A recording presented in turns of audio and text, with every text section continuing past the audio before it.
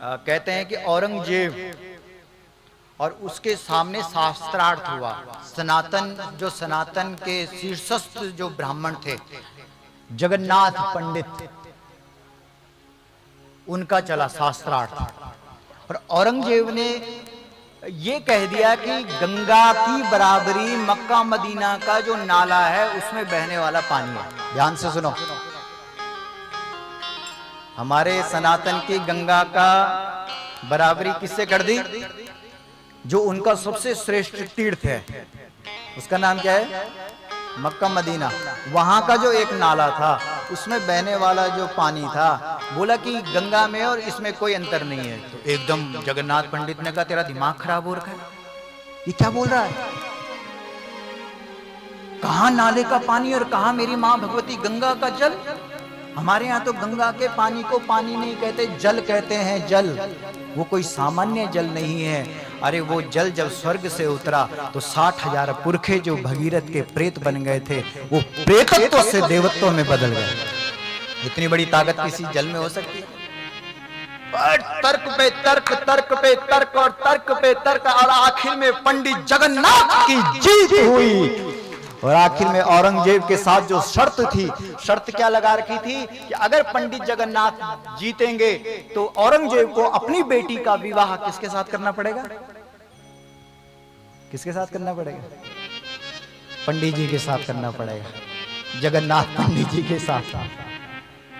और जगन्नाथ पंडित जी भूल गए, और जब आवेश था, जब जोश था, समझ रहे हैं आप, इस देश में धर्म को बचाने के लिए लोगों ने अपने आप को खाई में भी डालना स्वीकार किया, लेकिन सनातन की रक्षा के लिए। लोग बोलते हैं गुरुजी ने चुनाव क्यों लड़ा? हमने कहा मूर्ख, इस देश का इतिहास उठा करके देख।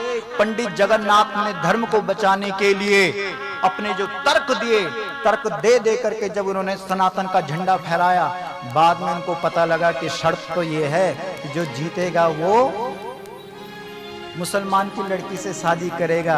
अरे मेरे भाई, मैंने तो गौ और गंगा के लिए मात्र चुनाव लड़ा है, वो इतनी बड़ी बात नहीं है। जब इस बात पे कई लोग बोलते हैं गुरुजी ने चुनाव क्यों लड़ा, तो जब गुरुजी संसद के बाहर थे उस समय आप थे? आधी अधूरी बात सुनते हो।